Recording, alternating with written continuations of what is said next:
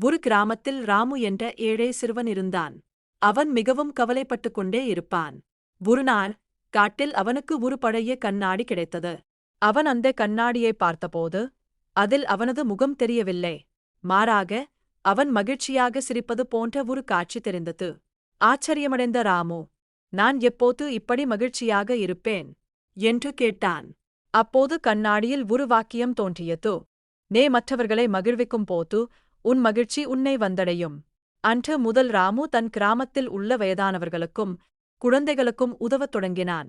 எல்லோரையும் சிரிக்க வைத்தான். சில நாட்களுக்குப் பிறகு அவன் மீண்டும் அந்த கண்ணாடியை பார்த்தான். இப்போது கண்ணாடியில் அவனது தற்போதைய சிரித்த முகம் அப்படியே தெரிந்தது. மகிழ்ச்சி என்பது ஒரு நிழல் போன்றது. நாம் அதை தேடி ஓடினால் அது தள்ளிப் போகும். ஆனால் மற்றவர்களை நாம் மகிழ்விக்கும்போது அது தானாகவே நம்மை பின்தொடரும். ராமுவைப் போல நாமும் நம்மைச் சுற்றியுள்ளவர்களுக்கு சிறிய உதவிகளை செய்து அவர்களின் முகத்தில் புன்னகையை வரவழைக்க முயற்சி செய்யலாம்.